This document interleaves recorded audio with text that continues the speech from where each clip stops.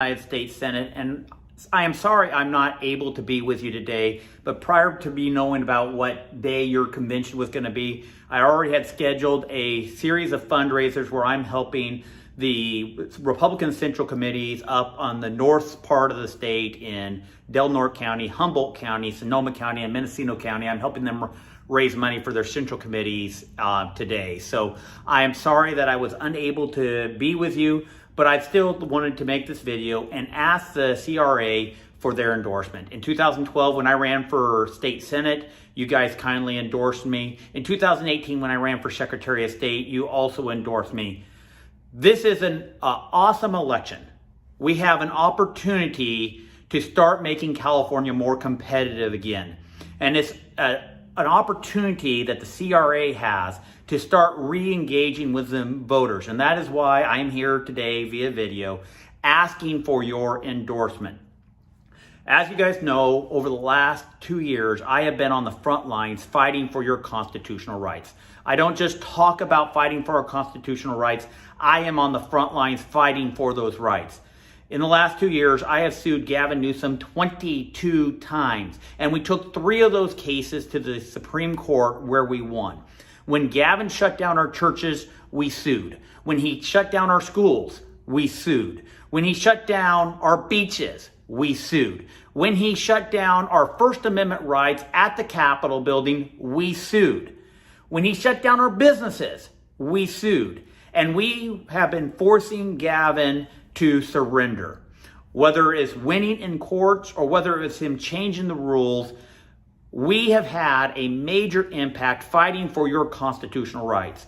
When Joe Biden decided to use OSHA to mandate vaccines, we sued and took him all the way to the Supreme Court. When the county of Knox in Tennessee made every kid wear a mask because one student was unable to take the vaccine, we sued and we got a federal judge to overturn the mask mandate in Tennessee. I have been on the front lines fighting for your constitutional rights, but here's the deal. The number one argument that I could make in a court of law is the Constitution guarantees a Republican form of government.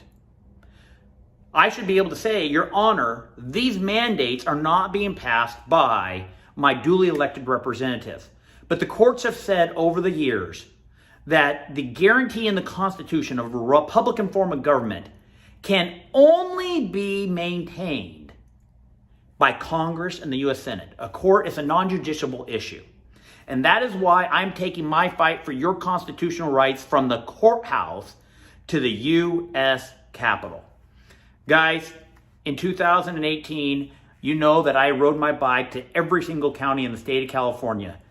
I am driving right now all over the state. I'm doing about 7,000 miles a month campaigning for the state of California because I see that there is a red wave coming in 2022, and it is pertinent that we get out there and we take advantage of this wave. What are the elements of this red wave? Number one, Joe Biden is the president. If you look at California elections over the last 10 years, every time that there's a Democrat in the White House, there's at least a 10-point red wave in the midterm elections here in California. Number two, Hispanics are swinging. We saw 2 years ago over 20 points Democrat advantage when it came to Hispanics. 3 months ago, it was 50-50. And last week, we saw a poll that is now 9 points in favor of Republicans. The Hispanic vote is swinging, and California is now going to be competitive again because of that factor. Number three, mama bears. Mama bears tend to not be engaged in the political process. They're more concerned about work, their kids' school, kids' soccer practice, grocery shopping, laundry, life. But mama bears have understand that their kids' education is failing and they have to get engaged. Because of COVID, parents have woken up and said, the government is not taking care of my kids. And to make matters worse, they're seeing that unelected bureaucrats in DC have more to say about their children's education than they do. We got to end this.